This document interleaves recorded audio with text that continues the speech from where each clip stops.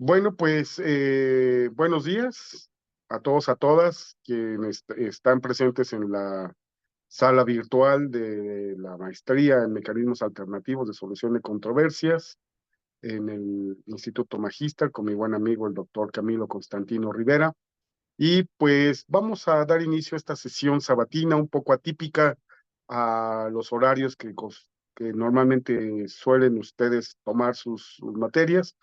Pedí esta dispensa de tiempo, primero en compensación. En la primera sesión que tuvimos también problemas técnicos con el internet, la liga, y ahora, bueno, pues para ir avanzando y poniéndonos en línea con miras a la siguiente sesión del próximo martes, eh, por la tarde, los horarios acostumbrados.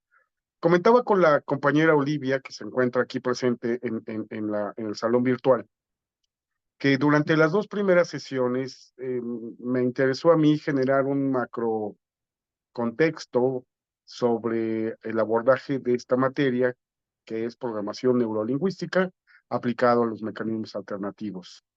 Bueno, les decía que desde el origen de las sociedades humanas primitivas, prehistóricas y ya en el devenir de todos los siglos que han acontecido, pues aprendimos a comunicarnos. Los seres vivos, todos en general, tenemos sistemas o mecanismos de comunicación que pueden ser verbales, a través de la emisión de, de sonido que sale por nuestra tráquea, la garganta, la boca, con la lengua, algunos giros de la lengua al momento de emitir ese sonido, que le damos un valor, que le asignamos un significado. Y ese significado, a través de ciertas reglas y que ha ido modificándose a lo largo de la historia, pues la llamamos lenguaje. Pero la comunicación humana no solamente se concentra en el lenguaje estrictamente hablando, sino hay diferentes esquemas de comunicación, verbal, no verbal, kinestésico, visual y auditivo. Entonces, a lo largo de la historia, pues hemos aprendido a comunicarnos y a transmitir emociones.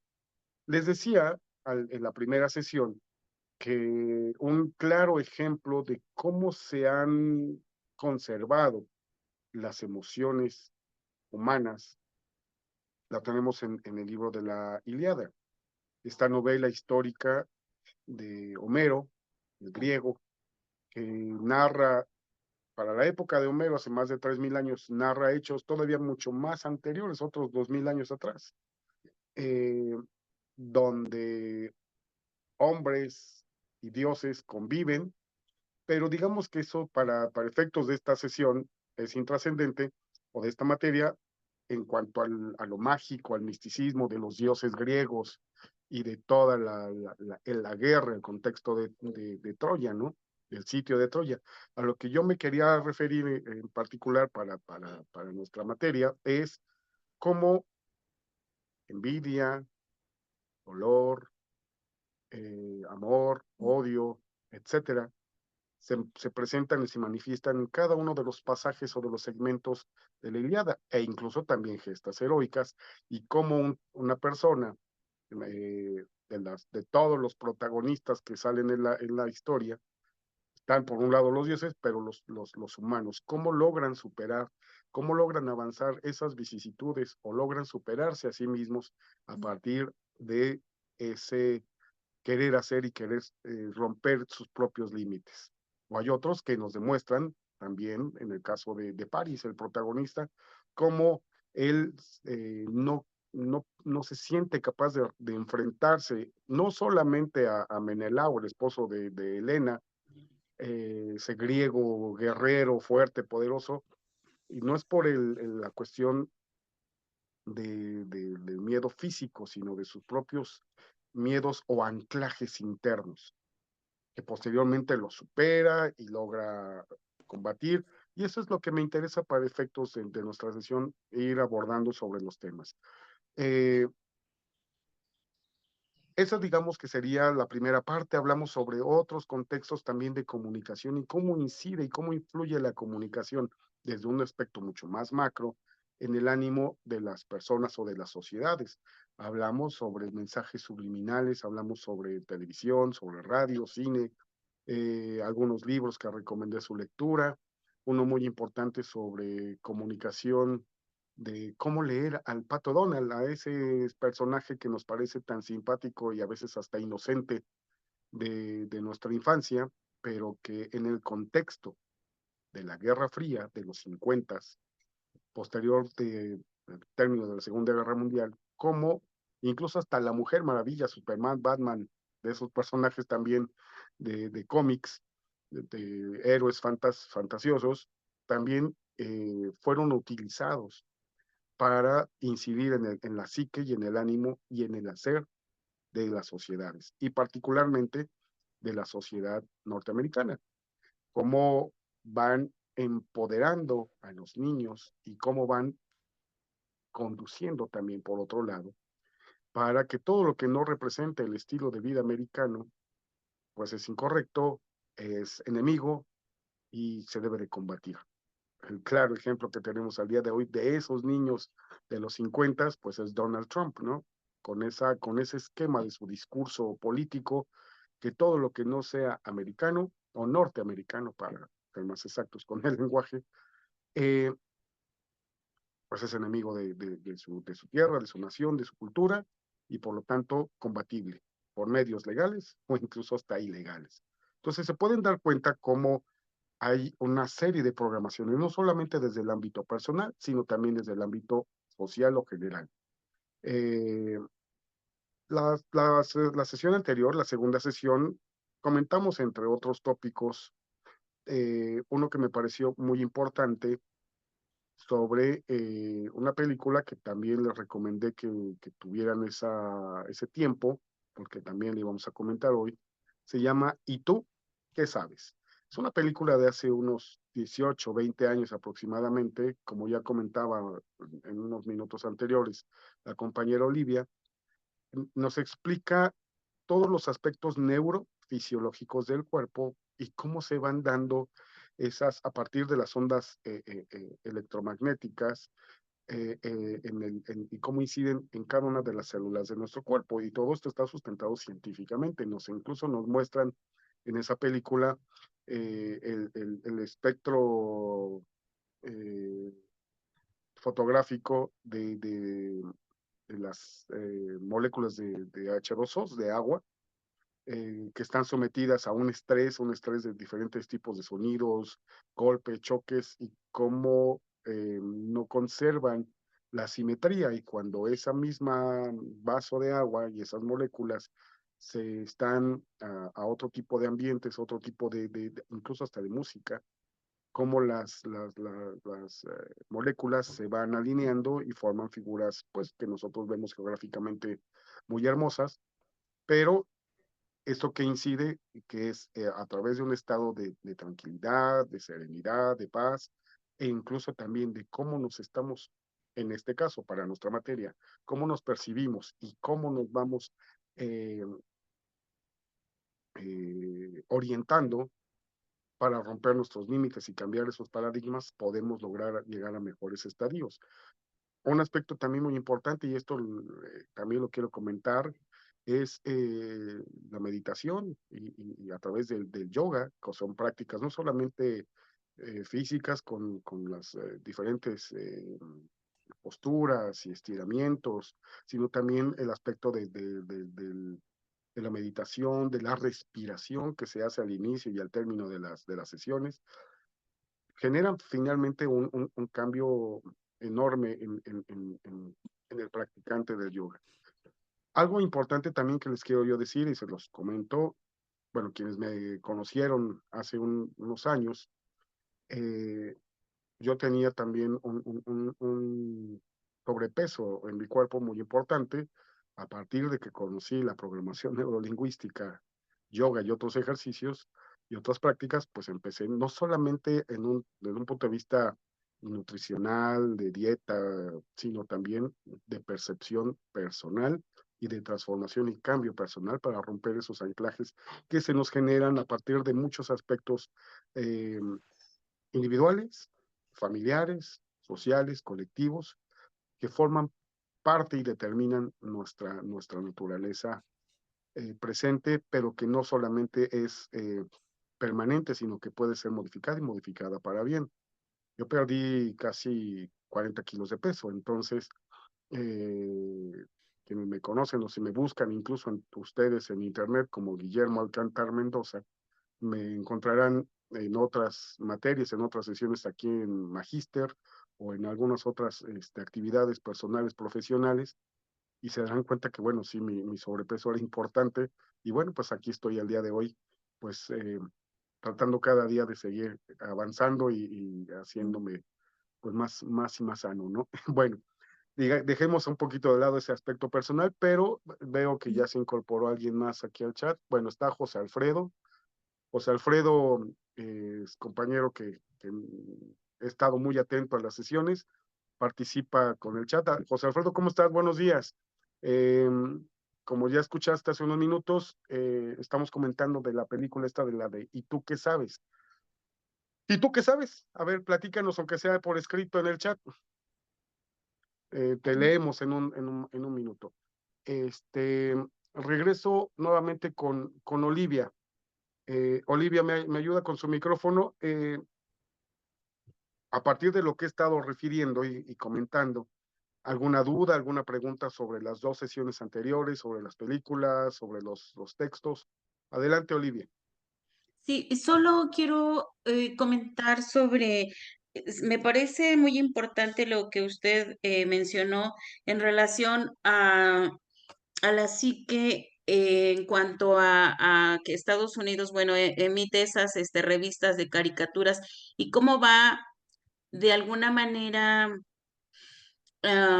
cambiándoles, pudiéramos decirle así, el pensamiento a la misma sociedad estadounidense, de cómo deben de ser o cómo deben de comportarse ante esa misma sociedad. Entonces, pues bueno, creo que eso es, lo tienen ellos como que muy presente. En México creo que nos falta mucho, ¿no? Sobre eso, sobre todo, eh, este, eh, de alguna manera contribuir para que las personas, la misma sociedad mexicana, se la crea realmente. Hay un libro que les recomiendo mucho que se llama Los mitos que nos dieron trauma en lugar de los héroes que nos dieron patria, del autor Juan Miguel Zunzunegui. Es un historiador, sociólogo egresado de la Universidad de Anáhuac. Eh, Tiene diversos, bueno, ya tiene un doctorado en judaísmo e historia de las religiones, entre otras cosas, en sociología. Pero él refiere en este libro en particular, de los mitos que nos dieron trauma, o no, los mitos que nos dieron patria, se llama, disculpen. Eh, Cómo a lo largo de la historia, quienes detentaron el poder, tanto en México como en Estados Unidos de Norteamérica, fueron generando una conciencia colectiva de nación y que incluso cómo se ha ido permeando y repitiendo a lo largo de los años. Este autor señala que, bueno, mientras a los niños mexicanos, y no me dejarán mentir, nos enseñan una historia segmentada, una historia de derrota, una historia de tristeza, finalmente a lo largo de la historia de la humanidad, bueno, regresando a la Ilíada de Homero, pues siempre hay una nación, una cultura dominante y una vencida o dominada, ¿no?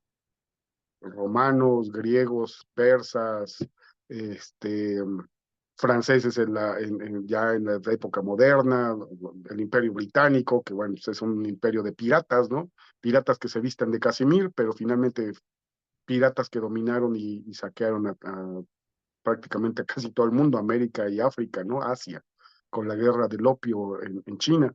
Entonces, ¿qué es lo que se trata? De cómo se va generando una psique colectiva, una psique nacional, y mientras a nosotros nos dicen, y esto lo comentaba yo en las sesiones anteriores de Octavio Paz y su Laberinto de la Soledad, esa obra también maestra que describe la psicología del mexicano, como mientras a los mexicanos dicen que somos este, conquistados, sometidos, y además sometidos por supuestamente la, la, el país o el imperio, el reino más atrasado de toda Europa, que tampoco es cierto, ¿eh? Y que fuimos conquistados por los españoles y que conquistaron a México, también es mentira. El imperio español aún no existía, apenas estaba en formación, eran los reyes católicos, el rey de Aragón y la reina de Castilla, que en una alianza se casan y hacen esa unión. Pero entonces todavía no hablamos de España. Y México, pues obviamente no era México, conquistaron a la civilización mexica, la del centro, la de Mesoamérica.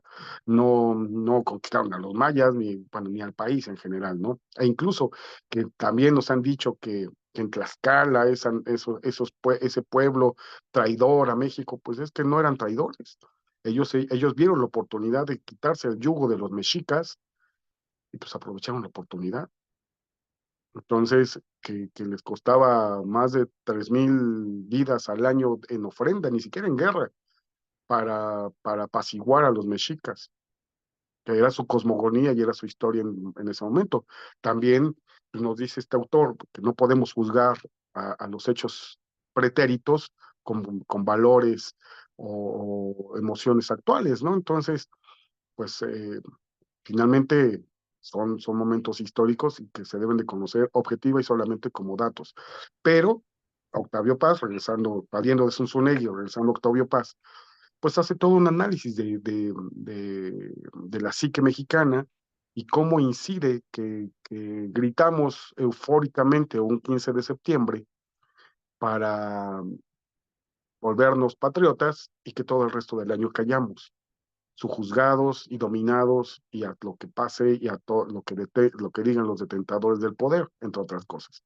Y si esa psique la vamos teniendo generación tras generación tras generación, pues es parte de, como dicen también en un juego de palabras, somos lo que somos porque estamos como estamos porque somos como somos. O sea, estamos jodidos porque tenemos un pensamiento jodido. Y, y eso es parte no por de nosotros mismos, sino que somos parte de un colectivo y de una influencia sociocultural externa que, que tiene una desafortunada consecuencia en México. Hay otro libro también muy importante, ahorita no me acuerdo del autor, pero se llama Los hijos de Sánchez.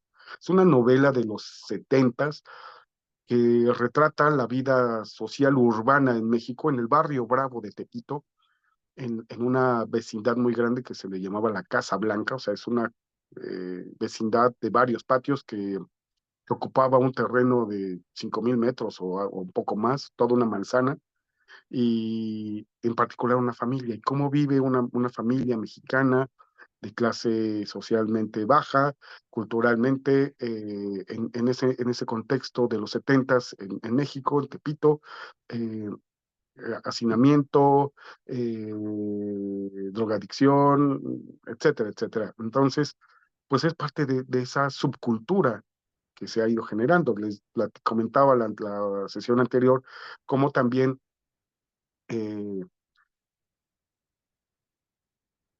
se van dando todos estos cartabones de conducta auspiciados también en México por el cine y por el grupo en el poder.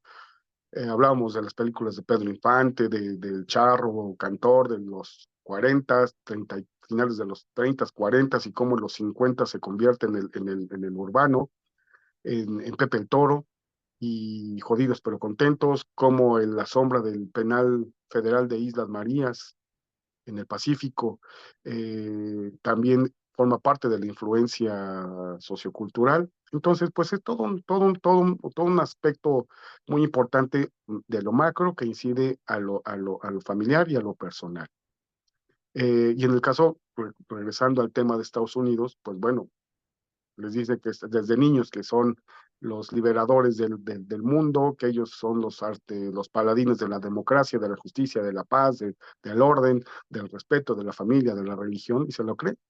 Entonces, eso es lo, lo, lo triste para todos los demás pueblos del mundo, ¿no? Ok. ¿Qué más, Olivia? Correcto. Bueno, creo que nada más dijo usted el autor de los mitos que nos dieron patria, no tomé el nombre del autor, maestro. Juan Miguel Zunzunegui. Gracias. Al contrario, a ver, se incorpora Brenda y José Alfredo. A ver, no he visto que hayas escrito algo. Aún todavía no. A ver, algún comentario, José Alfredo, por el chat. Y Brenda, buenos días, ¿cómo estamos? ¿Qué tal?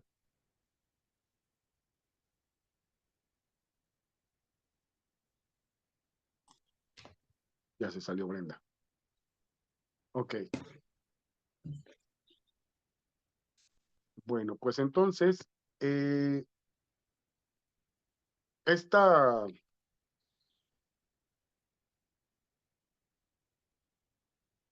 esta sesión empezamos a hablar desde la semana pasada cómo vamos a entender y vamos a conceptualizar a la programación neurolingüística. Digamos que es un aspecto científico en donde existe un método, una técnica y una metodología que debemos de analizar y de estudiar, ¿no?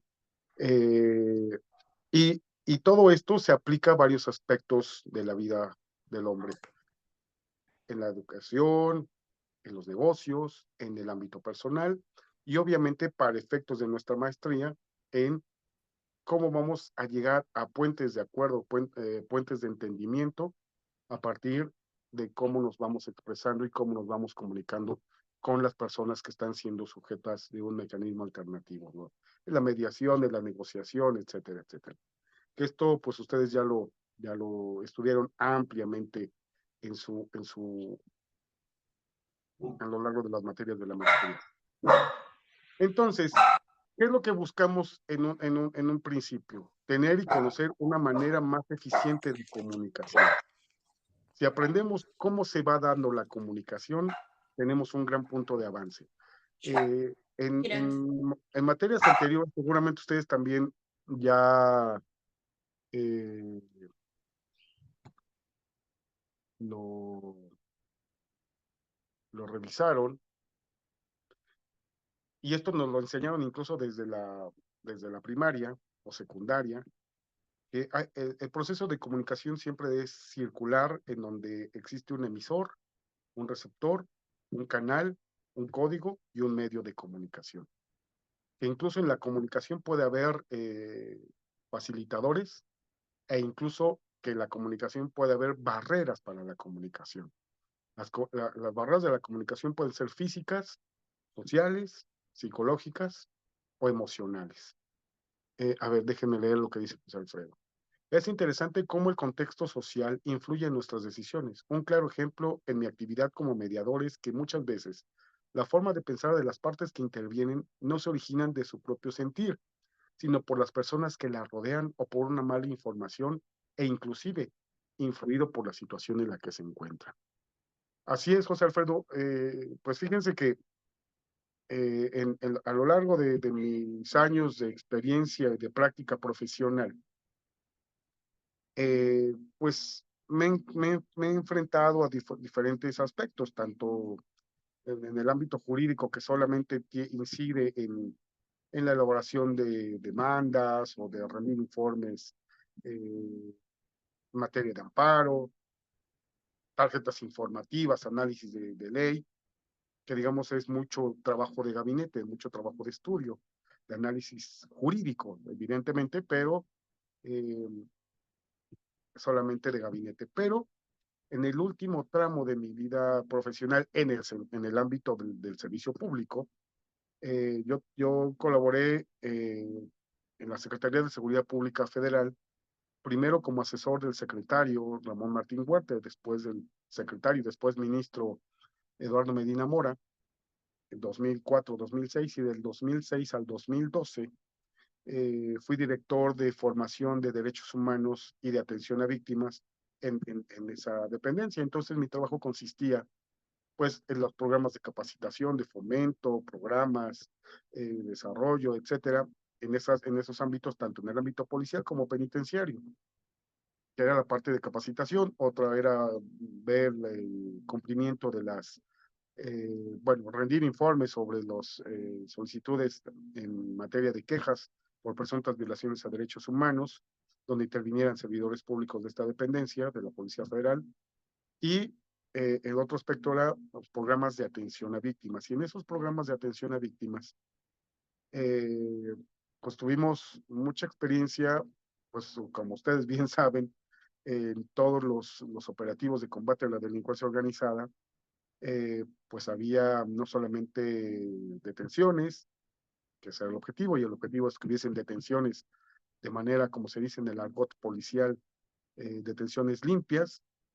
sin disparar un solo tiro de las armas, pero no eran, eso era lo ideal. En la práctica es que había muchos enfrentamientos, y derivados de esos enfrentamientos había oficiales caídos o heridos en el cumplimiento de su deber, y que incide o impacta en el ánimo de las familias de dichos oficiales o personas no oficiales, civiles, que también recibían disparos como víctimas indirectas, o víctimas directas por parte de la delincuencia, e incluso también los integrantes de los grupos delincuenciales, pues también se debía de tener una especial atención desde la detención y durante el tiempo que estuviesen en custodia, o cuando ya estuvieran cumplimentando sus sentencias penales en algún centro federal o en algún centro local con los convenios que se existían. Entonces aprendimos sobre la marcha pues muchas cosas importantes, acompañados de grupos de psicólogos, de trabajadores sociales, igual de abogados victimales, cómo realizar el abordaje de las personas de manera inmediata, con lo que se le llaman los psicólogos la terapia breve o la terapia de urgencia para personas en estrés traumático grave o con estrés postraumático, cómo los íbamos abordando, y aprendimos, entre otras cosas, lo importante de la comunicación, que es a lo que quiero llegar.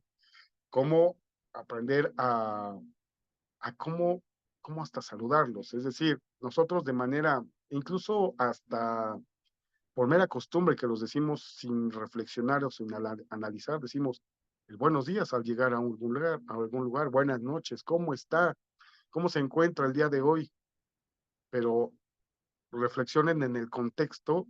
Ahorita que estamos en la clase, pues nos saludamos como de una manera muy cordial, de educación social, llamémosle así, pero si llegamos a un hospital donde familiares de las personas a las que vamos a abordar se encuentran en estado crítico, grave, heridas por armas de fuego, o que acaban de ser rescatadas de una privación ilegal de la libertad, de un secuestro, o familiares, principalmente madres de personas desaparecidas o cuyo paradero se desconozca, no localizadas.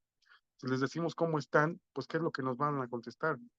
Pues una grosería mínimo, ¿no? Si no es que hasta un coscorrón. Entonces, la importancia de cómo se abordan y cómo se va dando esa comunicación para llegar a tener un proceso empático y poder establecer esa comunicación efectiva.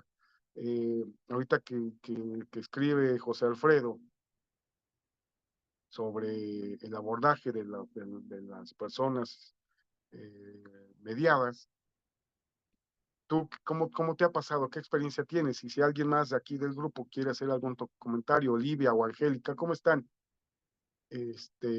Adelante, Olivia,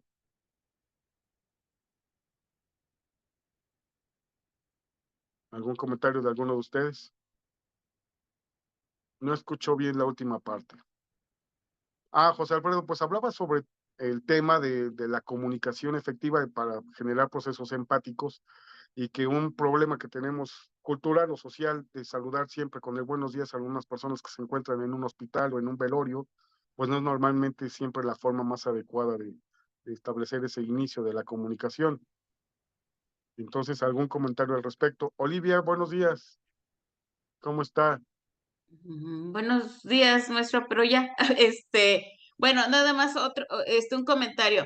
Sí, cuando llegamos a un lugar, pues bueno, creo que es muy importante saber, este, cuál es la situación, sobre todo para poder dirigirnos, ¿no? Porque obviamente si llegamos a un hospital y les preguntamos cómo están, eh, sería como de, pues de muy mal gusto, porque si vamos al hospital tenemos conciencia de cómo está la persona, no está bien, si está en el hospital está mal, o en un sepelio, ¿no? También, son como situaciones muy, muy difíciles.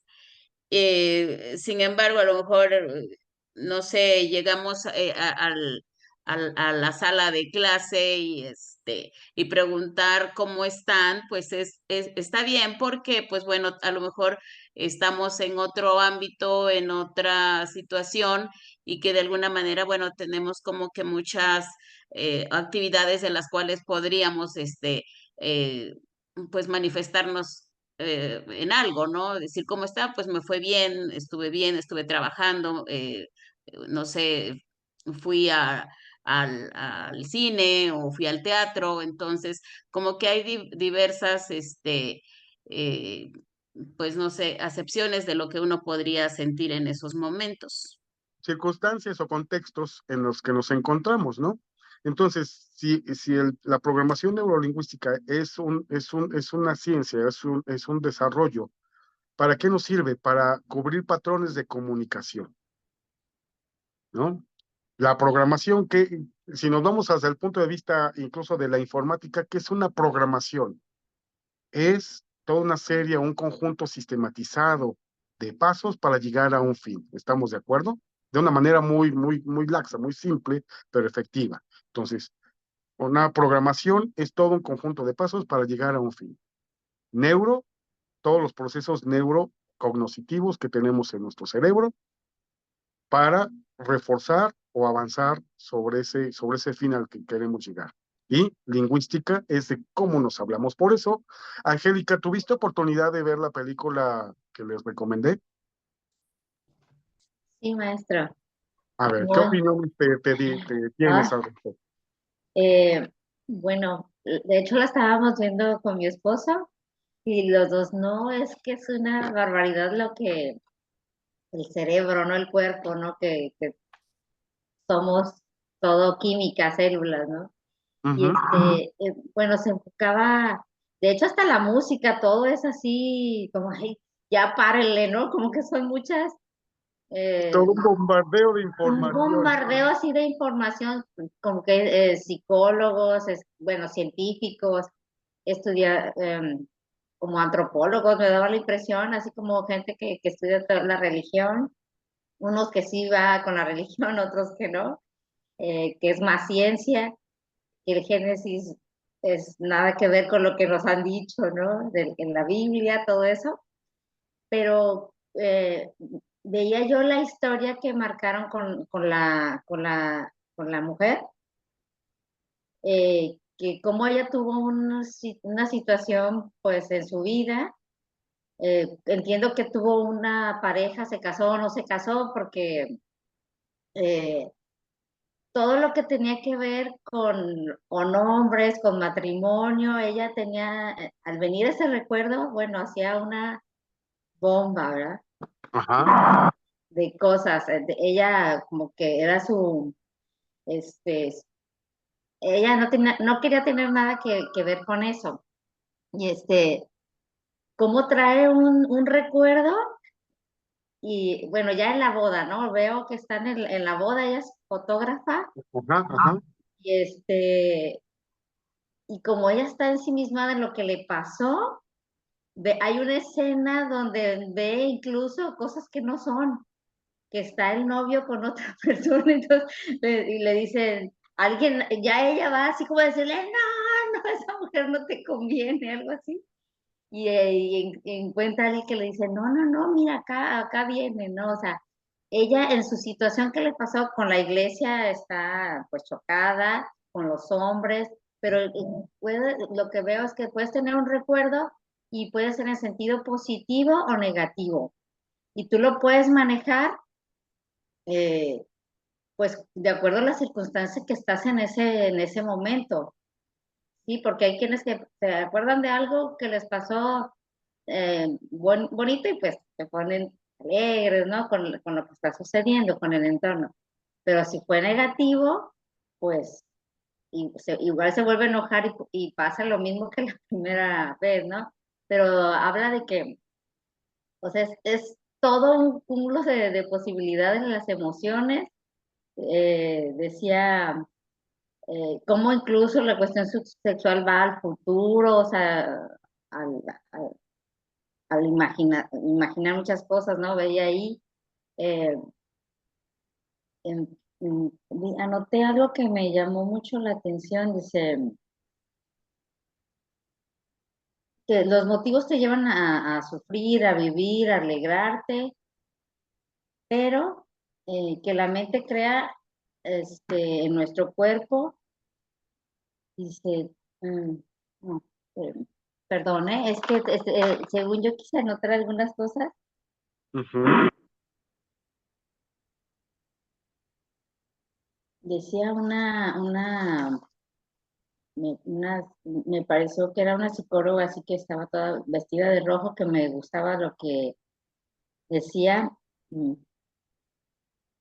Dice, abandonar el viejo yo, dice, cambiar, modificar nuestro comportamiento para que sea algo permanente. O sea, lo que tú quieres, si quieres estar contento, como cuando te enamoras todo el tiempo, pues está bien, pero también tienes que aprender que somos movimiento, somos cambio y que eso, el estar bien, pues siempre va a ser tuyo, Un ¿no? trabajo permanente y cotidiano. Ni Es, ustedes ni yo somos los mismos del martes y no así somos es. los mismos de hace un año. Y ustedes Sí, no son los mismos ni las mismas cuando iniciaron su maestría. O sea, estamos en un sí. proceso permanente de cambio, de evolución. Evolución. Ujú. Habló de la conciencia, de la religión, de los de que actuamos de acuerdo a eso, al espacio, al tiempo. Por eso ella se acordaba de eventos que le sucedieron y lo relacionaba y lo sufría como tal.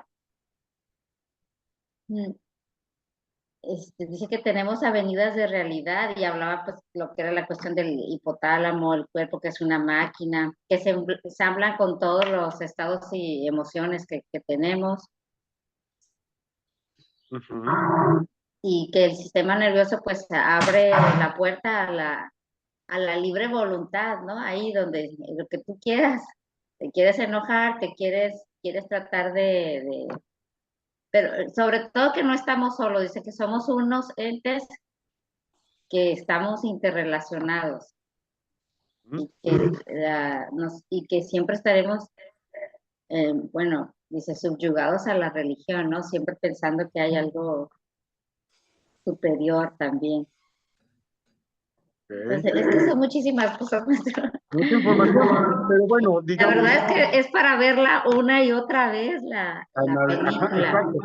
Fíjense No, que en alguna ocasión escuché en un análisis de una reseña de un libro decían que los libros se deben de leer, al igual que las películas interesantes como esta, se deben de muy ver interesante. por lo menos tres veces. Una para ver qué dicen, otra para ver qué no dicen y otra qué es lo que debieron decir, ya, o es decir, ya con nuestra opinión personal, ¿no? Sí. Eh, un gran autor español, José Ortega y Gasset, dice que soy yo y mi circunstancia, y está bien, y que él debe de defender su circunstancia porque sería negarse a sí mismo. Pero lo que no le dijeron a Ortega y Gasset, o no vio esta película, que su circunstancia se puede modificar y que se puede transformar día con día, segundo con segundo, como dicen, un día a la vez, ¿no? Así es. Parece frase de Alanon, De la non, pero es de cierto. Alcohólicos Anónimos, sí. eh, Cuando va uno ustedes leyendo, y no porque yo sea, pero cuando empieza uno a leer y estudiar los 12 pasos de Los Al-Anon, 12 de pasos. Alcohólicos Anónimos, eh, resulta muy interesante para muchos de los aspectos de la vida, ¿eh? No, no, para esas No solamente anclas. para ellos que tienen una adicción, una enfermedad, perdón, llámese pues neurótico, adicto a alguna sustancia. A mí me tocó ir a algunas veces acompañar a una persona, y pues tú crees en serio que vas a acompañar a esa persona, y empiezas a escuchar todo y dices, ah, caray, a ver, hasta yo quiero participar porque yo traigo eso, y lo sacas. La Te verdad cae. es buenísimo. Ese sistema pues tiene muchísimos años porque funciona realmente. Y no nada más en las personas que presentan esa enfermedad, es para todos, porque todos en el fondo tenemos algo que nos hizo ser de tal y cual forma, y que ahí se quedó y que no lo superamos, y que pues ahí lo puedes sacar, ¿no? Y te puede ser ayudada, o con la sola. Es programación neurolingüística. Olivia, adelante, levantó la mano. Sí, solamente cuando comenta Angélica que la chica, pues bueno, tiene así como que varias ideas, porque ella está pensando que por lo que la experiencia que tuvo, y pues bueno, ya en plena fiesta ella ve que una persona, bueno, hay creo que una traición, entonces es ahí cuando su psique va como eh, imaginando, y que de alguna manera ella lo está enfocando posiblemente en un ámbito negativo. Entonces es todo lo que esta persona trae, y que de alguna manera pues lo va a canalizar ya sea positiva o negativamente. Entonces, de cómo nos hablamos incide como en una unidad inseparable que es cuerpo y cerebro, ¿no? Podemos ir tomando ahí esa parte importante. La programación, como tal, se refiere a las maneras en que podemos organizar o escoger para organizar nuestras ideas. Y esas ideas nos van a dar acciones. Entonces, yo debo de programarme al inicio de mi jornada o al inicio de un proyecto la manera en que vamos a organizar nuestras ideas, de una manera positiva, negativa o de avance. Decíamos, les voy a contar brevemente una parábola de un campesino chino que me gustó mucho cuando yo la escuché. Dice, un campesino que vive solo con su hijo, su mujer murió, y como única fuente de ingresos y de riqueza es un caballo con el que aran la tierra. Un día, al despertar, van al potrero y se percatan que ese caballo ya no estaba en el potrero. Se había escapado o se lo habían robado. Entonces sus vecinos, que lo conocen, al ver esa desgracia en la que había caído ese chino, se le acercan y lo consuelan y dicen, oye, qué desgracia, porque ya no tienes tu medio de sustento que era tu caballo. El chino contesta, pues bueno, pues ya se verá, yo no lo sé si fue bueno o fue malo, ya se verá. Al día siguiente, ese caballo que se había ido de su potrero, regresa con cuatro caballos salvajes que lo habían acompañado de la sierra. Sus vecinos lo vuelven a ver muy contentos, muy alegres, y le dicen, oye, ahora eres rico, ahora ya no tienes un caballo, tienes 5, 1 más 4 que bajaron de la montaña. Es inmensamente rico, qué felicidad, debes de estar muy feliz. A lo que contesta este campesino, dice, bueno, pues ya se verá, yo no lo sé, qué tan bueno, qué tan malo sea. Ya veremos. Pasan unos días, su hijo, al querer meterle rienda y entrenar a uno de los caballos, le da una patada y le fractura su fémur. Nuevamente van los vecinos, oye, qué desgracia, tu hijo, este, está herido, está lastimado. Estás en desgracia nuevamente. Esos caballos te trajeron desgracia en lugar de riqueza. Pues yo no lo sé, les contesta el campesino, ya se verá. Yo no sé si sea bueno o sea malo. Pasan 3 o 4 días cuando estalla la guerra contra los mongoles.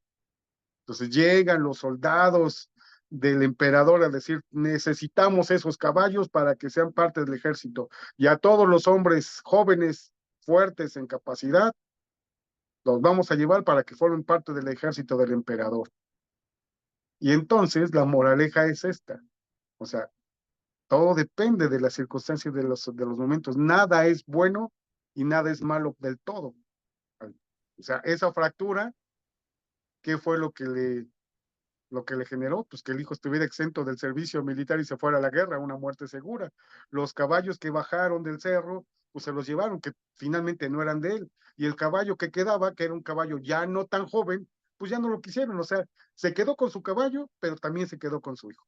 Y la fractura, pues en un par de meses se iba a curar, ¿no? Pero de la muerte, pues ahora sí, como decimos, de la tumba nadie te saca, que iba a la muerte segura.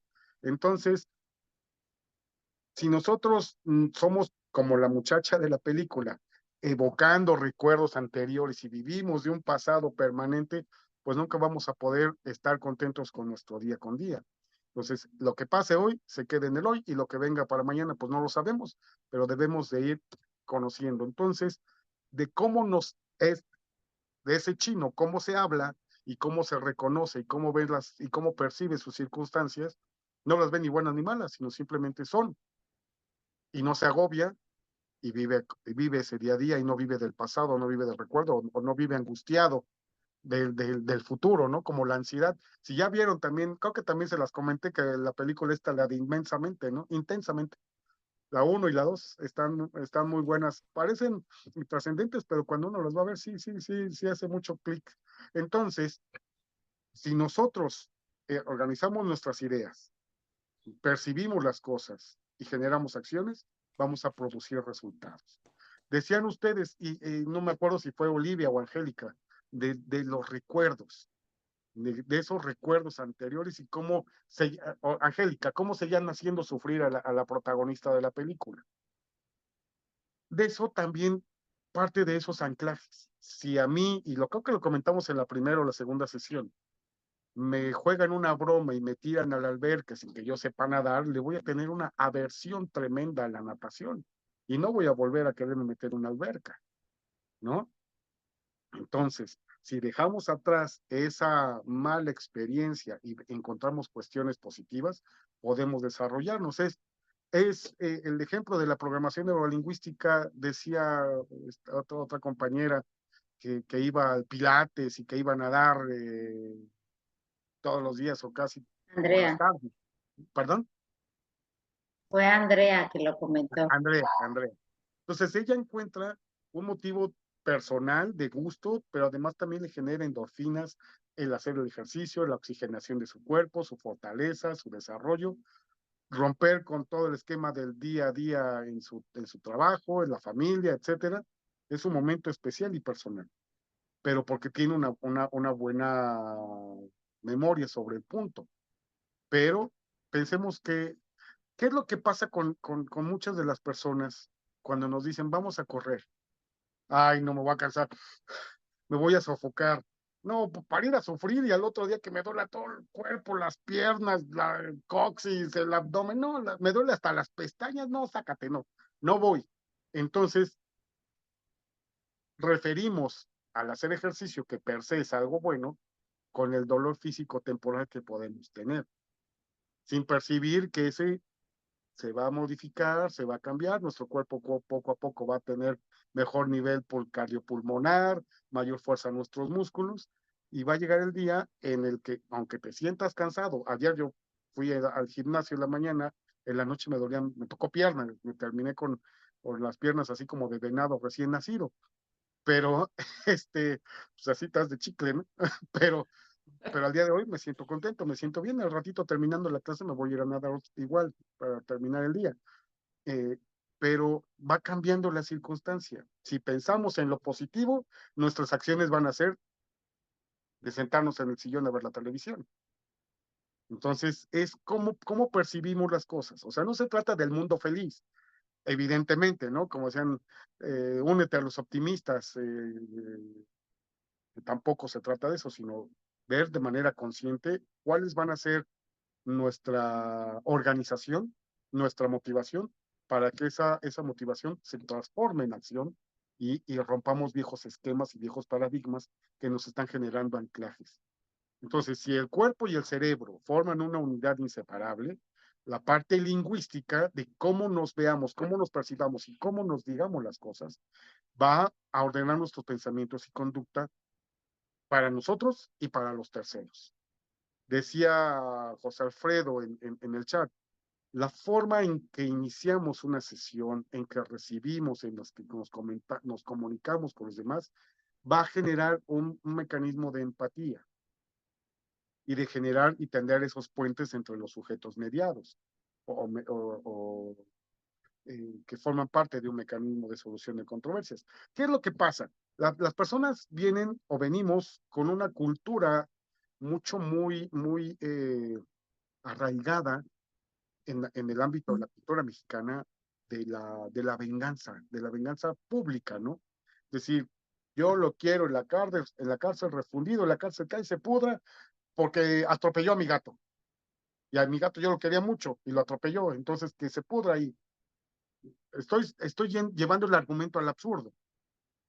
Pensemos que atropelló a la abuelita de la persona, ¿no? Era su abuelita, la quería mucho, es más, la abuelita lo crió porque su mamá se fue a trabajar, su papá también, y entonces se quedó a cargo de la abuelita.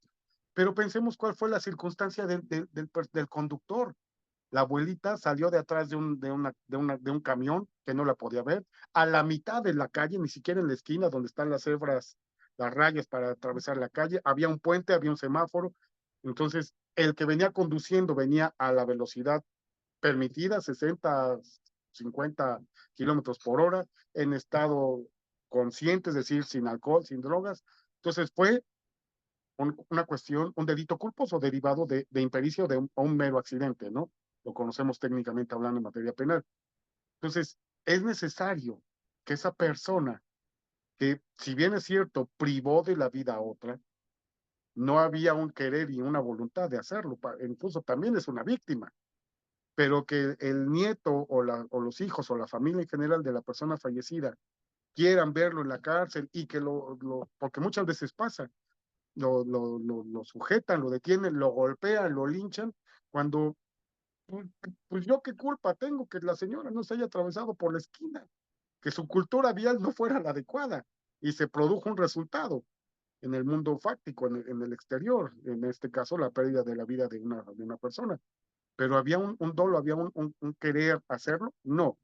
Entonces, si cambiamos esa cultura, que todavía nos falta mucho, y a mí me gusta mucho eh, hablar sobre estos temas de justicia alternativa, sobre todo en el ámbito penal, que es mi especialidad, porque poco a poco la sociedad debe de cambiar y debemos de transitar. Si bien es cierto, la reforma constitucional del sistema acusatorio es de largo alcance, de más de 30 o hasta 40 años para que se empiecen a ver los frutos de este resultado, de esta transición, pues es el momento propicio, idóneo para ir sembrando.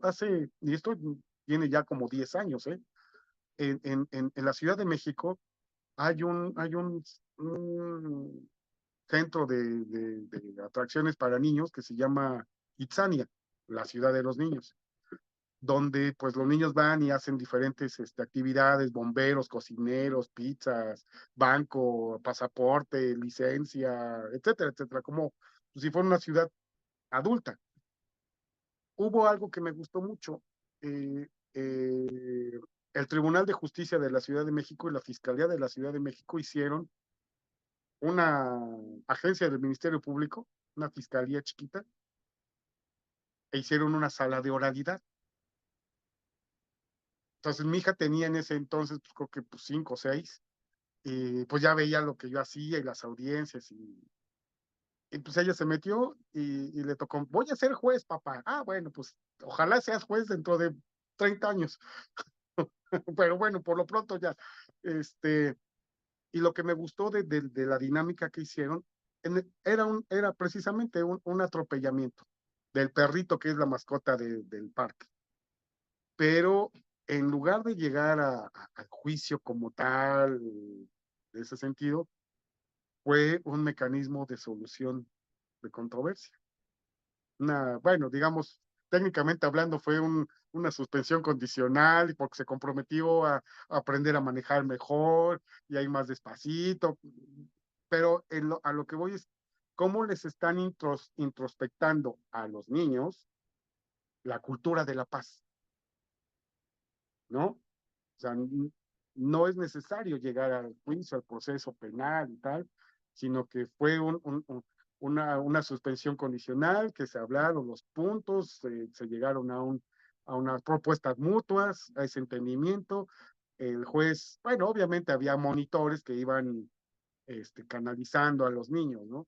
Pero llegaron a ese convenio, lo firmaron, se sacaron las fotos todos al final, el conductor con el atropellado, cultura de la paz, ¿no? Y ir resarciendo ese tejido social a partir de la comunicación y generando acciones. Ojalá que hubiera más acciones como estas, precisamente hablando, porque, pues, aunque es un parque muy concurrido, dudo mucho que sea general. Finalmente es un grupo muy reducido de niños que reciben esa información y que después no es reforzada. Es un chispazo un día y ahí queda. A lo mejor algunos sí lo conocerán, lo vivirán, pero para otros pues se va diluyendo con el paso del tiempo. Entonces, debería de ser algo, unas acciones gubernamentales más formales y más serias para hablar sobre la justicia alternativa, la ley de mecanismos, la justicia de paz, resarcir el tejido social. Fíjense que no sé qué opinan ustedes, y yo no defiendo tanto hasta el día de hoy al actual presidente, pero creo que fue un error de comunicación también, de comunicación, de su área de comunicación social, cuando habló de abrazos y no balazos. Yo quiero entender que el señor se refería a esa cultura de paz, a generar y fomentar mejores estadios de desarrollo para los jóvenes, esto de jóvenes construyendo el futuro, esa acción social, la educación, abrir más la matrícula educativa, oficios, pero creo que no lo supieron o no lo entendieron bien cómo explicarlo el área de comunicación social o la Secretaría de Seguridad Ciudadana.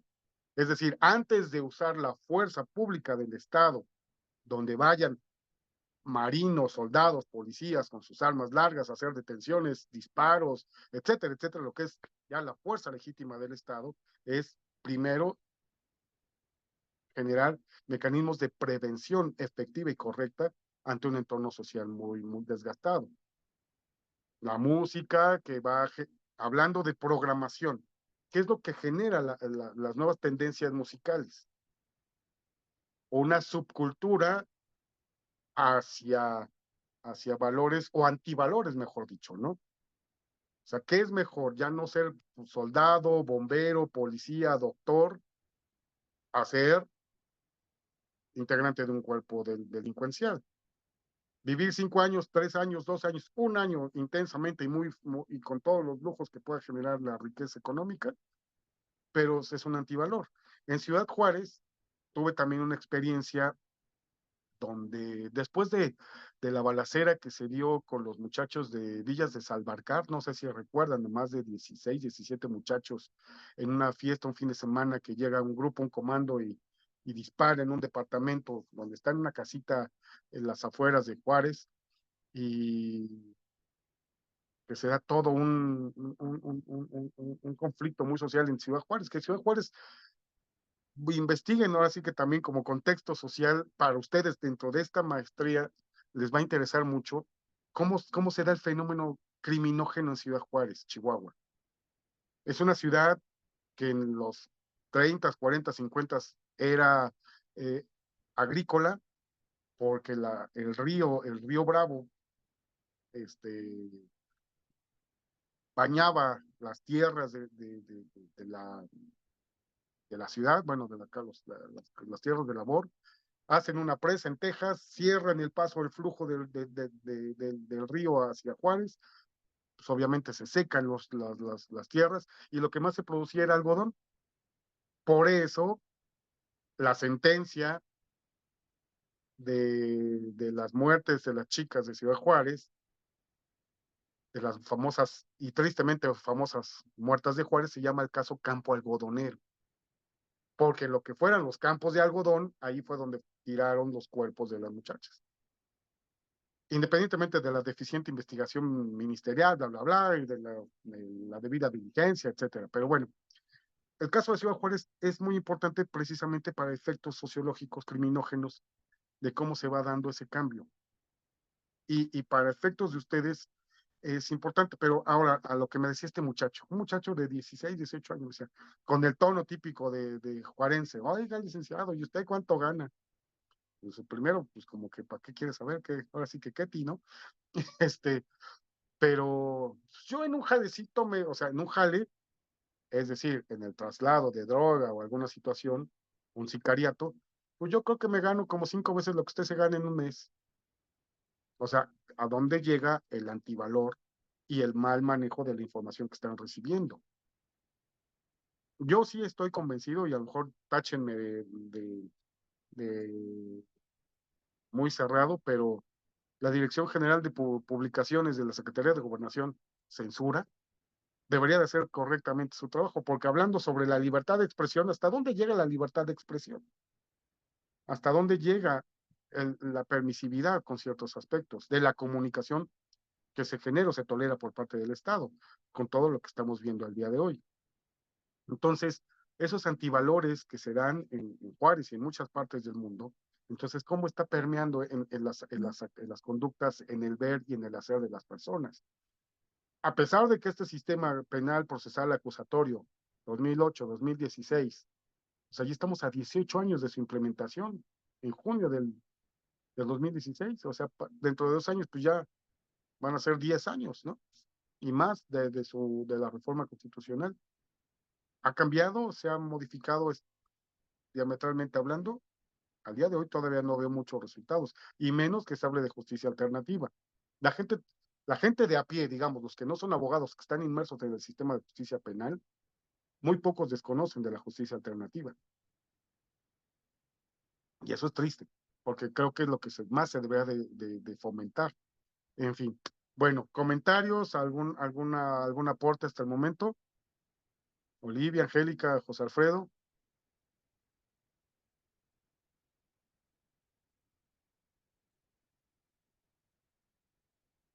No, bueno, vamos a avanzar un poco más. Entonces, en todo nuestro contexto personal, social, cultural, tenemos toda una serie de información que hemos recibido desde nuestra infancia y que tiene mucho que ver con la película que vimos, ¿no? Cómo la protagonista desde que era niña recibe información de su familia, de sus papás, de su pareja, de todo un contexto que le va generando un conjunto de creencias, un conjunto de valores, un conjunto de intereses e incluso hasta de suposiciones. También ahorita que toco este tema de las suposiciones, les recomiendo que lean los 4 acuerdos toltecas, ¿no? Uno de los acuerdos toltecas, ¿cuál es? No supongas, no pienses antes de, porque probablemente una persona se encuentra bajo otros procesos internos o distintos, y ese día percibe el mundo de manera diferente, y nosotros que lo recibimos estamos imaginando, está enojado con nosotros, que está decepcionado de nosotros, cuando es otro contexto distinto y lo percibimos de esa manera. Hay un video que también anótenlo, está muy interesante con todo lo que hemos hablado, de esta película interesante y que sí hay que verla varias veces para irla desmenuzando, como dice Angélica. Hay otro video que lo hicieron por ahí de los 70s, de las cosas buenas también de Disney, no todo es manipulación anticomunista de los 50s, sino hicieron una serie de videos que se llaman El Triángulo de la Salud. Así búsquenlo en YouTube y lo van a encontrar fácilmente. El Triángulo de la Salud. En el que habla sobre los como si la salud fuera un triángulo, habla sobre el triángulo psicológico, el triángulo físico y el triángulo, bueno, mental y psicológico, físico, mental y, ay, se me olvidó el tercero. Pero, ¿qué es lo que establece? ¿Qué es lo que nos va demostrando? Que los seres humanos, regresando al punto o al tema de las conductas atávicas, ¿se acuerdan que lo vimos desde la primera sesión? Que hablábamos sobre el comportamiento atávico, sobre la etología, el estudio del comportamiento de los seres vivos en estado salvaje, que les recomendé el libro de Hombre y Animal de Conrad, de Lawrence, y el mono, de Desmond Morris, y cómo los seres humanos tenemos una glándula aquí en la parte trasera de la cabeza, de abajo del cerebro, se llama la glándula amígdala, no las amígdalas de acá, sino la trasera. Y esa descarga, cuando nos encontramos en un proceso de miedo o de estrés, hace una descarga eléctrica, lo que vimos en la película, y cómo genera todo un cambio al interior de todos los procesos químicos del cuerpo. Cómo el hígado empieza a secretar más glucosa, la glucosa se va para la sangre, los pulmones se expanden, cómo vamos a obtener mayor oxigenación, esa glucosa en la sangre que llega todo irrigada a todos los músculos del cuerpo. ¿Para qué le dan glucosa a los músculos del cuerpo? ¿Para pelear o para huir? ¿No? Cómo el estómago se contrae, cómo empezamos a generar salivación, eh, y las pupilas se dilatan para tener mayor entrada de luz, aunque sea de día, cómo se dilatan. Entonces, todos estos procesos fisiológicos están ordenados por un proceso neurológico, por el cerebro. ¿Y qué? ¿Cuál es el motivante? ¿Cuál es el detonador? El miedo a morir o incluso hasta pelear. ¿Cuál es la mejor pelea? Dice el general chino, es la que no se lleva, ¿no? La mejor pelea es la que se evita. Bueno, entonces, en la historia, porque hay un contexto de la historia que nos explica todo esto, el protagonista vive dos momentos iniciales.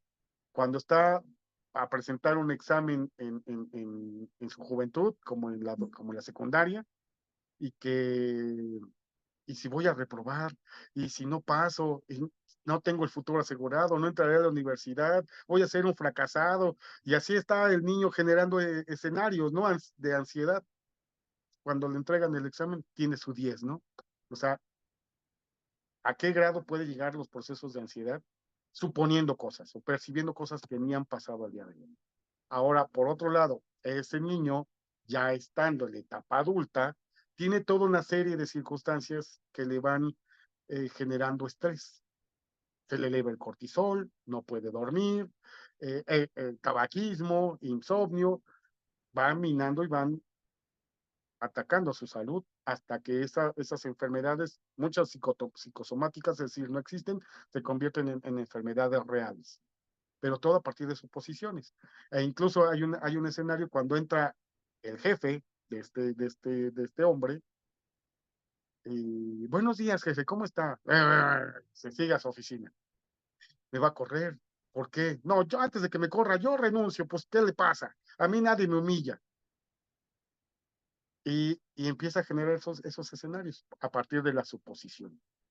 Al final del video se ve que, ay, sí, perdón, hijo, no te vi, ¿cómo estás? Buenos días, pásale. Es más, ven, vamos a platicar, porque has trabajado excelentemente y te voy a subir el sueldo. Entonces, cosas que uno suponen, se buscan problemas, obtendremos problemas, ¿no? Obvio, no todo es así como el mundo de color de rosa, debemos estar sentados bajo bases sólidas, obviamente, eh, pero un maestro en la universidad, y eso lo estoy hablando ya hace, pues, sí, 30 años, cuando yo era estudiante de licenciatura, iniciaba siempre su materia, el derecho del trabajo, el doctor José Dávalos Morales, siempre iniciaba, nos ponía una frase en el pizarrón, y me acuerdo una muy bonita, decía, la mejor manera de acercar a dos personas es con una sonrisa franca, ¿no?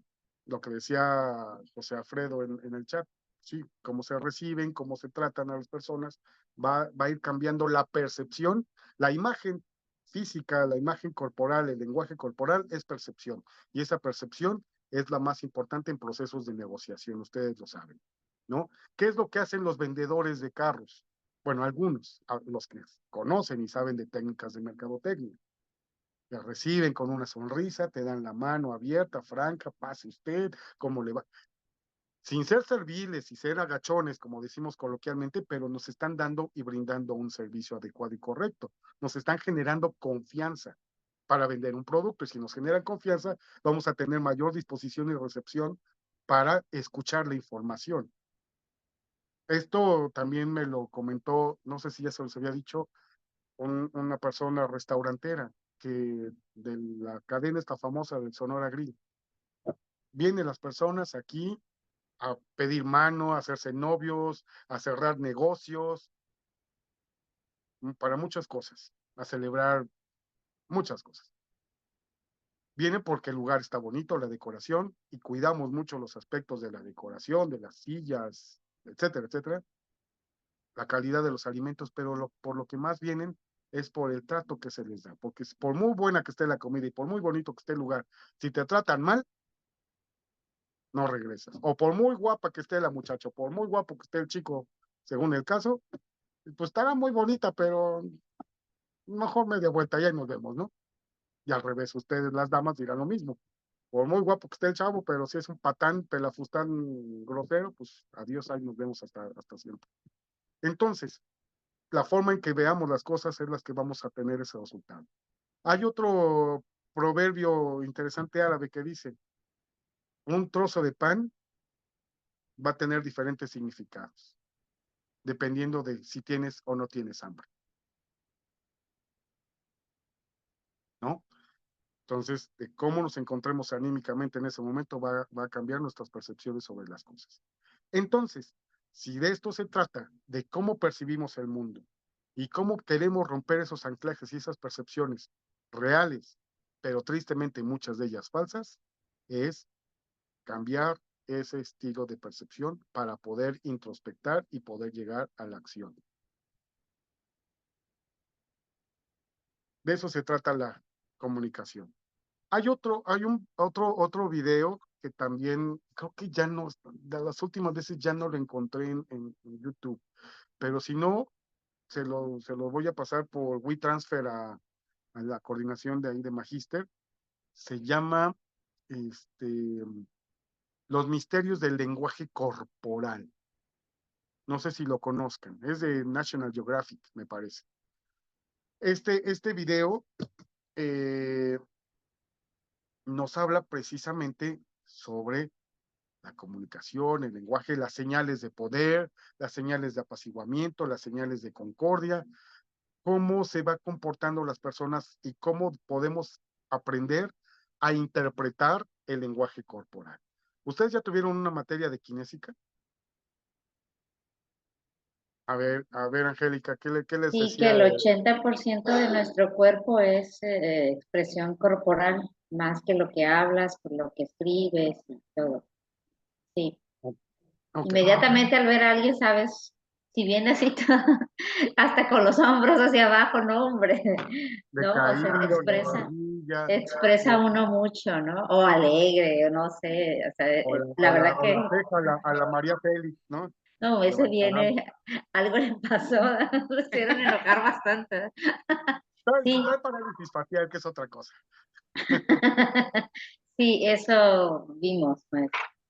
Entonces, bueno, si ya lo vieron, ya no voy a ahondar sobre este tema, pero sí las partes importantes. Bueno, si la comunicación que tenemos los seres humanos, como ya lo platicábamos, no solamente es verbal, sino lo no verbal, lo que no decimos, pero lo que hacemos y cómo nos perciben, Entonces, eso es muy importante para llegar a mejores estadios de comunicación. Entender ese contexto.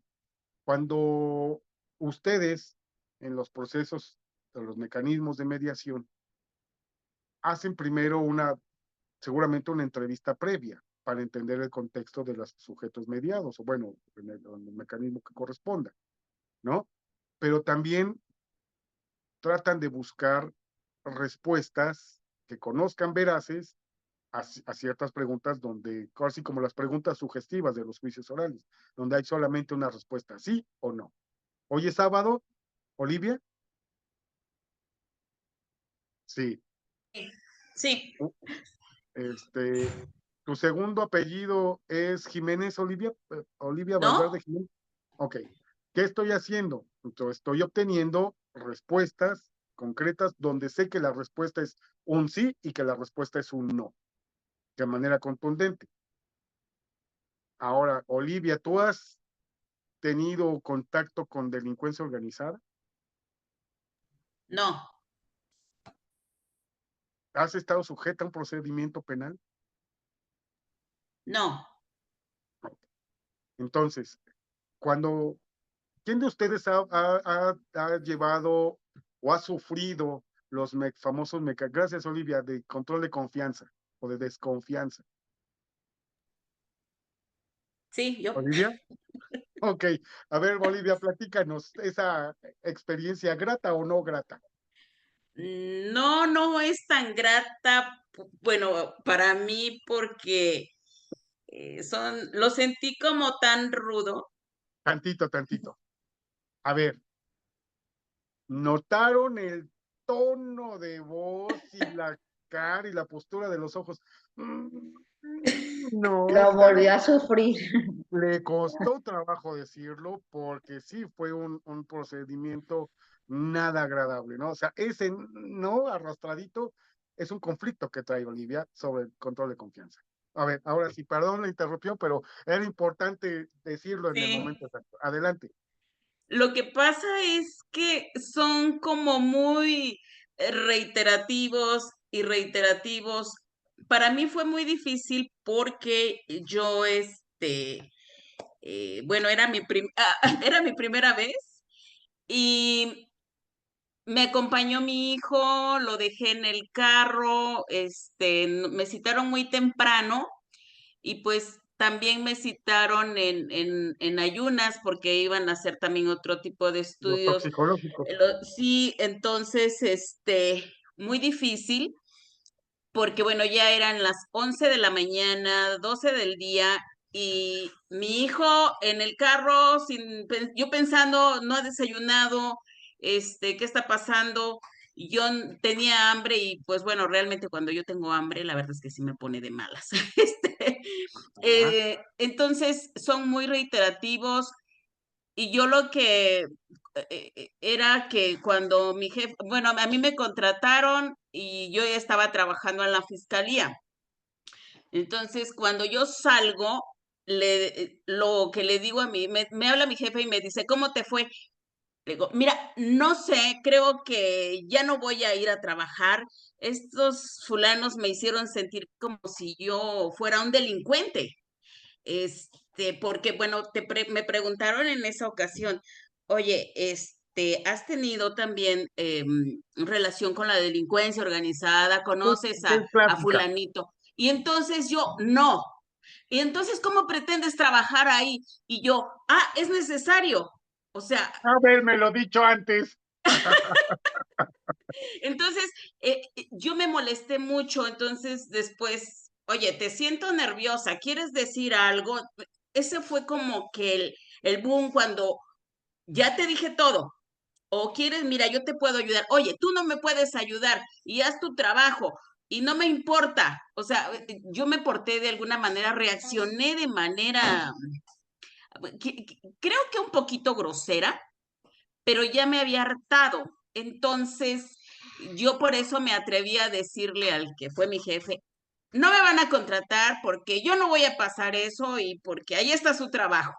Entonces es como para mí sí fue muy, muy, muy complicado, muy difícil. No, no Y cuál fue el resultado? No, sí me quedé. Ah, bueno, ahí les voy a decir. Me quedé 5 años en la institución, o sea, Ok, a ver, Olivia, y bueno, Angélica y José Alfredo.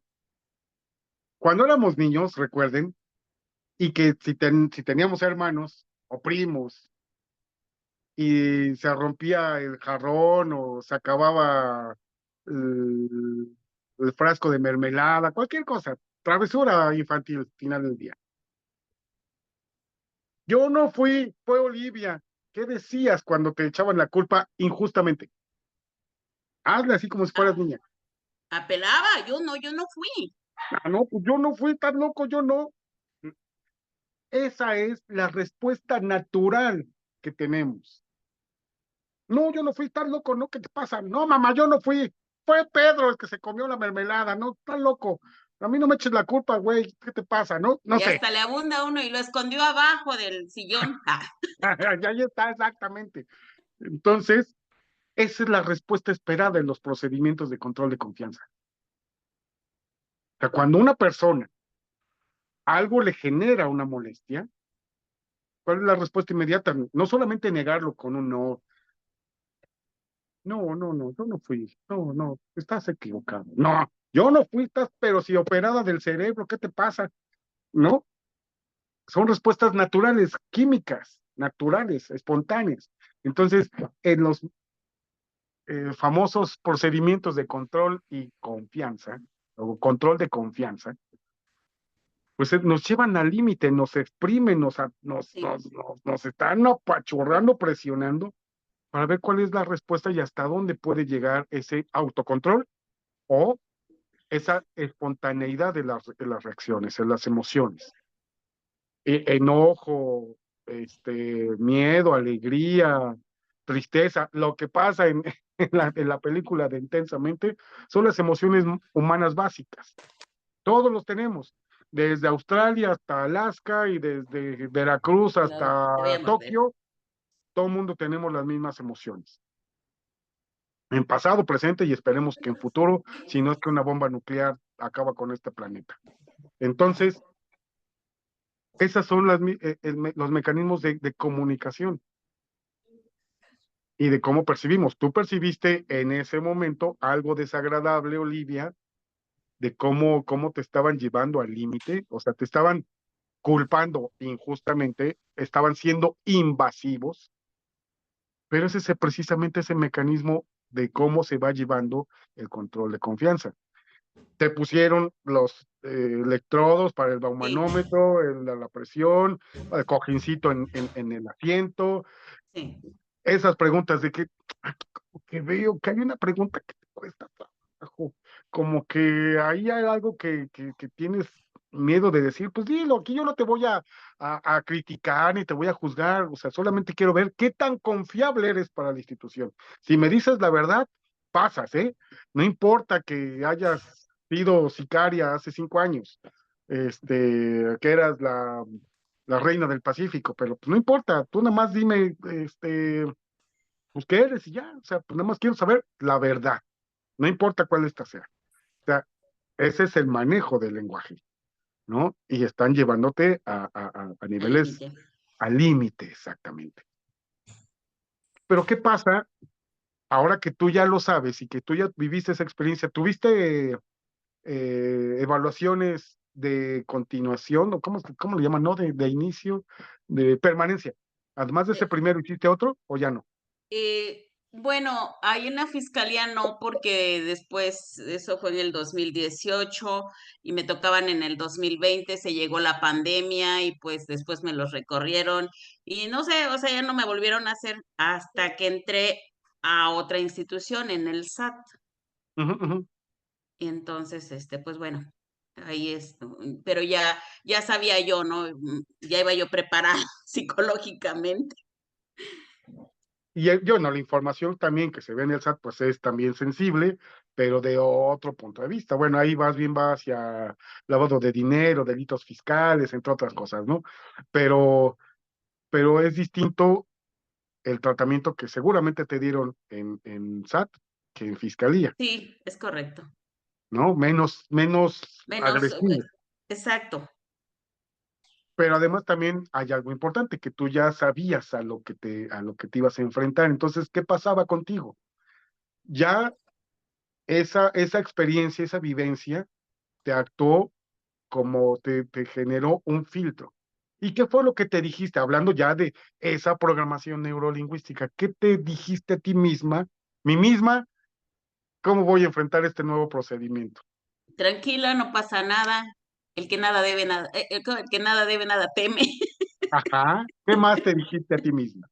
Este, eh, lo vas a pasar, no hay ningún problema. O sea, realmente no hubo, para mí no hubo ningún conflicto. ¿Ok? Entonces, tu lenguaje, bueno, la experiencia previa que ya te dio, pero finalmente ese lenguaje te dio armas para enfrentar como si fuera un filtro natural, para enfrentar de una manera determinada esa nueva circunstancia que ibas a vivir en el ámbito laboral.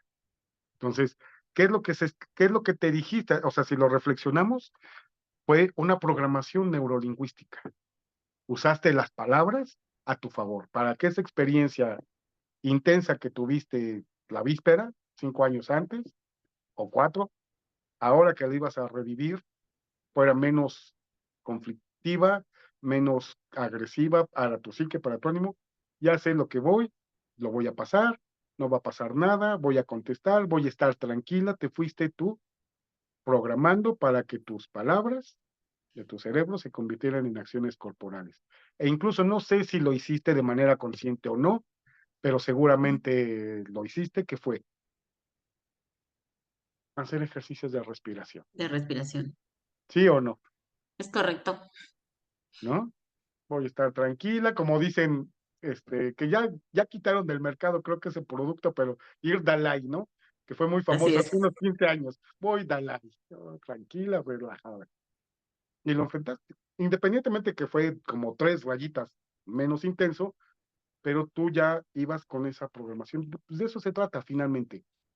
La programación neurolingüística no se trata de generalidades, de recetas de cocina y de hagan esto y todos el mundo somos felices, sino más bien es un aspecto subjetivo. Recordemos, e insisto, lo que comentábamos al inicio, es nuestro ser, nuestro carácter, nuestra personalidad, es como gajos de una naranja, ¿no? Mucho, está compuesta de muchos aspectos, de emociones, de sentimientos, de vivencias, de conocimientos, ya sea conocimiento escolar o ya sea conocimiento de vida misma, pero todo ese conjunto de información que tenemos externa, la introspectamos en nuestra persona y le asignamos valores o conjuntos de principios y de valores, ¿no? Es nuestra percepción. Entonces, la forma en que percibimos el mundo es totalmente subjetiva. Si estuviéramos en este momento en un salón presencial, lo que yo haría en este momento ante ustedes como grupo sería poner mi portafolio, mi mochila, una botella en el centro del salón y les pediría a todos y a todas que me dijeran, ¿qué ven? Lo que vería Olivia sería esta parte y lo que vería Angélica sería esta parte, la etiqueta, información nutrimental. Y las dos, y bueno, y José Alfredo a lo mejor ve esta otra etiqueta, esta otra, ay, no sé si se vea, rojita, bueno, en fin, ven aspectos distintos de la botella o de la mochila. Mientras uno ve los tirantes, otro ve las bolsitas exteriores, mientras una ve que el fondo de atrás es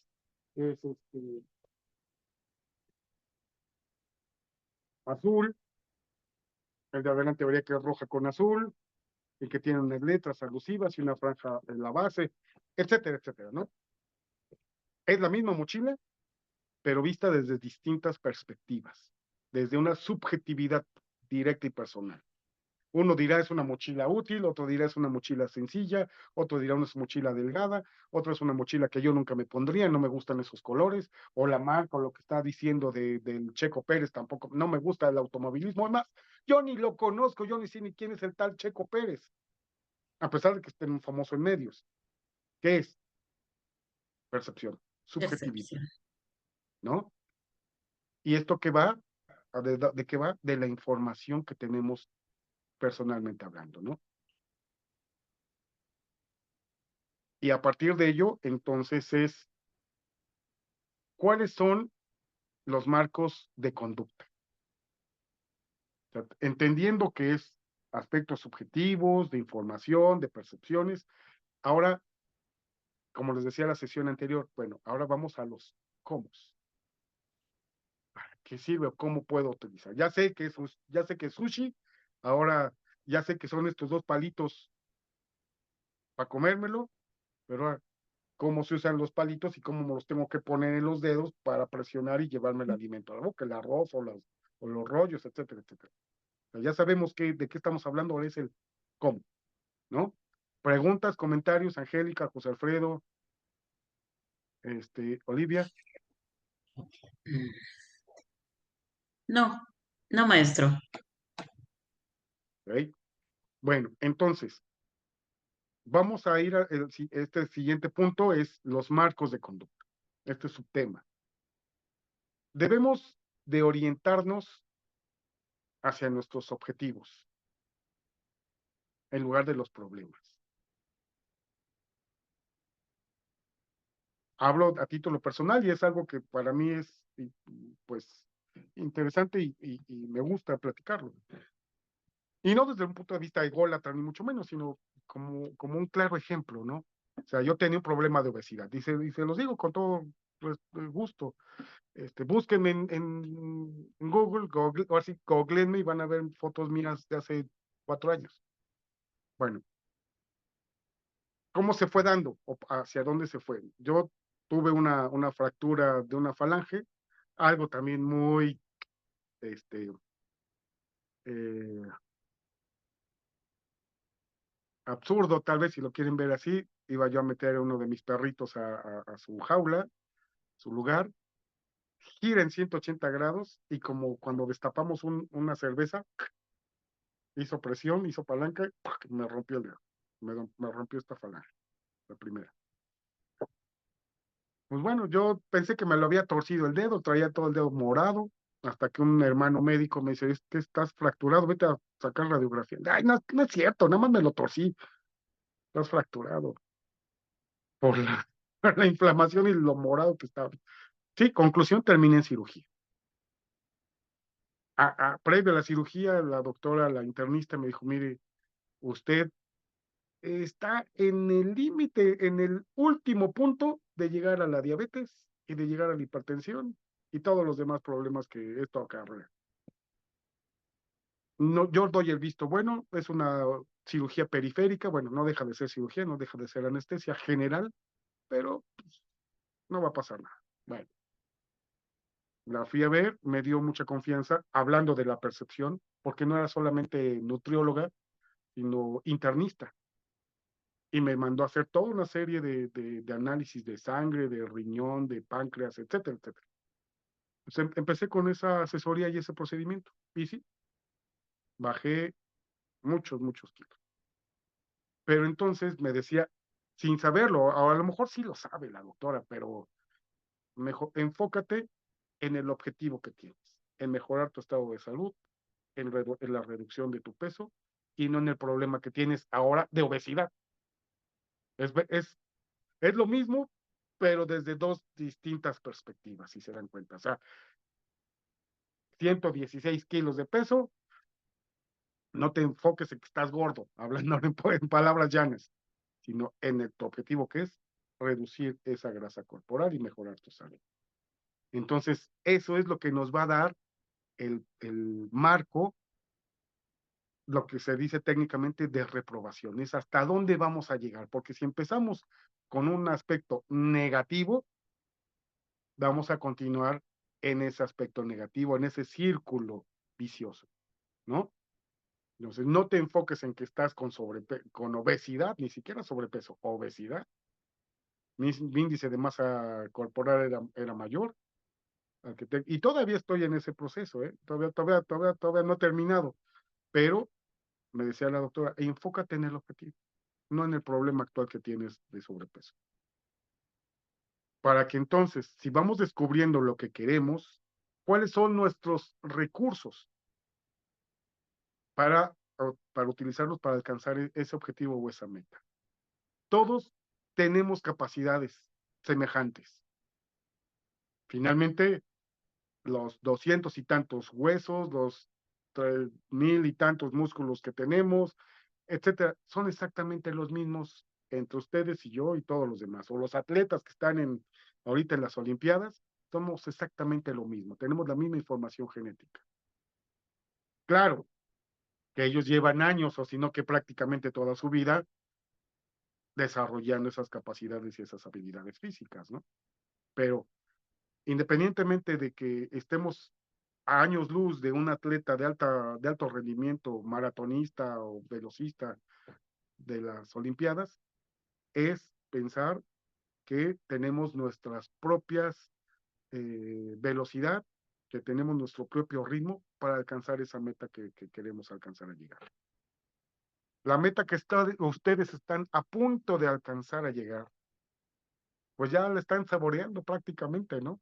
O sea, hoy sábado es la tercera sesión de las 4 que tenemos de esta materia. El próximo martes, 27, 28, el martes 30 de julio, será su última sesión de maestría. Ya alcanzaron llegar al otro lado, alcanzaron ese objetivo. Y en el camino, ¿cuánto pasó? Pues muchas cosas, ¿no? Dentro de la organización académica, la sesión, las plataformas, el internet, la luz, la llovió, etcétera, etcétera, etcétera, pero estamos llegando a ese objetivo. ¿Nos enfocamos en los problemas que íbamos a enfrentar? No, porque si nos hubieran enfrentado ustedes pensando en que tengo que dejar los sábados de lavar mi ropa o simplemente de descansar, desestresarme, ir a nadar, etcétera, no, pensaron no en esos problemas momentáneos, sino en el objetivo que era mejorar en su ámbito profesional, con mayores conocimientos, profundizar otros que ya tienen, darle mayor sustento doctrinal a lo que ya hacen en su práctica cotidiana, etcétera, etcétera, ¿no? Entonces se enfocaron en el objetivo y no las problemáticas. Ahora, como las preguntas clásicas, debemos de preguntarme el cómo lo voy a hacer en lugar de el por qué lo estoy haciendo. Para estructurar nuestro objetivo y que nos dará un porqué, nos dará un significado a justificar nuestra acción.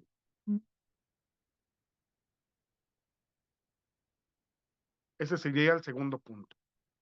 Debo de preguntarme cómo lo quiero hacer en lugar del por qué. Parecen preguntas similares, pero tienen un valor semántico muy importante. O sea, el por qué quiero hacerlo, pues porque quiero tener el grado académico. Pues sí, está bien, porque quiero colgarlo, porque quiero mejorar mis capacidades laborales. Sí, está bien, ese es el por qué, pero el cómo. De tener preparado el internet, de estar al corriente con los pagos, de comprarme a lo mejor un mejor dispositivo de cómputo, una tableta nueva, para que no se me congele, porque esta ya está viejita, ya tiene problemas, ya no es compatible con los sistemas actuales, etcétera, etcétera, etcétera, ¿no? Estamos realizando el cómo, el camino.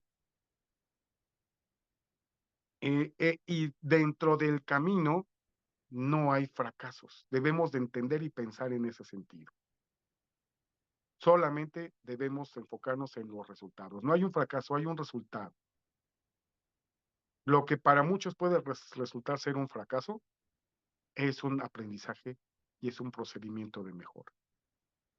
¿Qué decían antes las familias, en esas familias, como le llamaban, tradicionales, cuando una pareja se divorciaba? 30, 40, 50. el fracaso, es que tuvo un fracaso, ¿no? Mi hija tuvo un fracaso, mi hijo tuvo un fracaso. Fracaso, no, pues aprendí, tuve un aprendizaje, ya sé qué es lo que no quiero y qué es lo que quiero, para que si tengo otra relación posterior, pues sea mucho más sana, más nutricia, de mayor respeto, de mayor independencia, de mayor conjunción, en lugar de codependiente, etcétera, etcétera, etcétera, ¿no? Pero antes, como veíamos en estas sociedades, que era un fracaso, ¿no? No, son simple y sencillamente aprendizajes, aprendizajes que nos van a dar puntos de mejora. Y sí, hablando a título, y esto también me lo decía, yo creo que sí, bueno, nunca se lo pregunté, pero ahora analizándolo, creo que sí, estoy convencido que la doctora, además de nutrióloga, bariatra, internista, también tenía conocimientos de PNL, ¿no? Decía, el fracaso no existe, si esta semana no bajaste el objetivo que teníamos, no lo pienses como si fuera un problema. A ver, reflexiona y analiza qué fue lo que hiciste o lo que no hiciste para alcanzar ese objetivo. Y bueno, ya sabemos qué fue el factor determinante para no alcanzar tu objetivo en este periodo, pues ahora mejora. Haz lo que tenías que hacer o deja de hacer lo que estás haciendo. Ir preguntándonos en qué voy a avanzar. Dice también la filosofía hindú, ¿no? Un error depende de la perspectiva de quien lo recibe. Un error te puede dejar enterrado en el fango o te puede ayudar a evitar el siguiente hoyo con lodo, ¿no? Bueno, nosotros tenemos más posibilidades que necesidades. Todos los seres vivos, todos los seres humanos, debemos que fijarnos en las posibilidades que tenemos en lugar de plantear las limitaciones.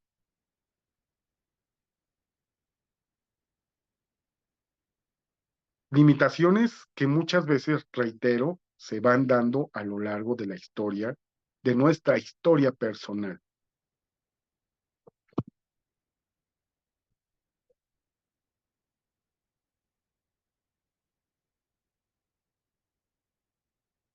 Hablábamos hace unos minutos sobre la psique mexicana versus la psique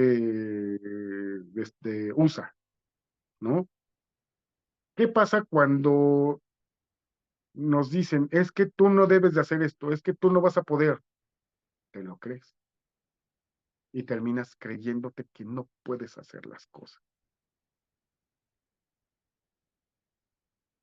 ¿Qué pasa hablando ya desde el punto de vista penal y de violencia familiar? Lo comentamos también la semana pasada, creo, sobre el tema de las indefensiones aprendidas, ¿no? Ese cachorro elefante que le ponen alambre de púas en la patita para que cada vez que quiera mover la pata se hiera y le lastime, cuando se convierte en un elefante de 30 toneladas que fácilmente la puede romper la estaca, no lo hace porque hubo una limitante que le impusieron desde su etapa temprana de desarrollo. Hablando solamente como un reflejo condicionado, ¿no? Hay un castigo, hay un dolor, se condiciona la mente y no lo intenta más.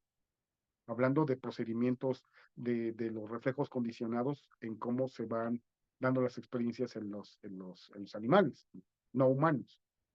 En los humanos, ¿qué pasa con los mecanismos de violencia familiar? Cuando hay desdén, vejación, y todo el catálogo de conductas psicológicas que pueden ser víctimas principalmente las mujeres, ¿no? En un ámbito familiar o de pareja. Y desde niña reciben esa información del papá que golpea a la mamá, es una normalización. Pues es lo normal, pues siempre pasa eso. Le grita, le pega, borracho, no hay dinero. O aunque haya mucho dinero, Como un hace círculo vicioso, ¿verdad? exactamente. Entonces, cuando esa jovencita sale del estadio familiar, va a buscar que a una pareja que tenga ese mismo patrón de comportamiento y entonces va limitando esas posibilidades. Y si siempre los estamos proyectando, pues entonces tenemos un problema más para el desarrollo personal. ¿Qué es lo que se habla y se dice? Que tiene todo mucho relación. Cuando dicen, vamos a empoderar y que sea una persona resiliente. La resiliencia es un concepto que viene de la física. No sé si ya lo habrán escuchado, que los materiales, al estar sometidos a fuerzas externas, se deforman y pierden sus características normales, y cuando deja de estarse ejerciendo esa fuerza externa, ese material, esa pieza, recupera su forma natural. Verbigracia, los resortes. Los resortes están así en círculos concéntricos. Cuando están siendo presionados, se apachurran. Quitamos esa fuerza y ese resorte regresa a la forma natural, a la normal. Ese es un concepto de la física y de la mecánica, la resiliencia, que fue adaptado a la resiliencia psicoemocional de las personas. Una vez que se termina esa agresión, esa pareja tóxica o familiar, o las relaciones humanas que se tengan, es una persona muy resiliente porque puede recuperar ese estadio antes de la agresión, antes de la fuerza externa, física o psicológica. Entonces, si esto lo pensamos, que los seres humanos tenemos más posibilidades que limitaciones, ese es un aspecto para ir entendiendo nuestro desarrollo, nuestro avance y cómo nos tenemos que desarrollar en este aspecto que es la programación neurolingüística. Ahora, para cerrar este aspecto de esta sesión de hoy, debemos ser más curiosos y explorar posibilidades, en el sentido de que si no sabemos que tenemos más posibilidades y que podemos realizar otras cosas, ¿por qué limitarnos y por qué solamente hacer lo que estamos acostumbrados permanentemente a hacer? ¿No? Oye, pues yo nunca, y eso lo digo también a título personal, y se lo decía a mi hija antes de que se fuera de vacaciones, pues ahora que regreses, nos vamos a patinar. Yo nunca he podido patinar, bueno, pues creo que puedo hacerlo. Entonces, además de que va a ser una relación padre-hija, experiencias, vivencias, pues también a título personal, bueno, pues ya me caeré, pues yo creo que sí, ya veré cómo me va, pero las posibilidades son personales más que las limitantes que uno se puede ejercer, ¿no? Siempre uno es el que se autolimita. Ok, entonces, preguntas, comentarios, quejas, sugerencias, reclamaciones. Ninguna reclamación, todo muy bien, maestro. Aprendimos mucho ahora. Muchas gracias. Muchas Maestro, me gracias. estaba acordando eso cuando dice que cuando te dicen, tú no vas a poder hacer algo, te da miedo, no sé. Yo recuerdo de niña, de mis primeros, hasta cuarto de primaria, los lunes siempre estaba en los honores en la bandera y diciendo ahí las efemérides, hasta que un buen día mi mamá me dijo, oye hija, ¿y no te da miedo ahí hablar en público? ¿Ahí que todo el mundo te esté viendo? Y yo, pues no.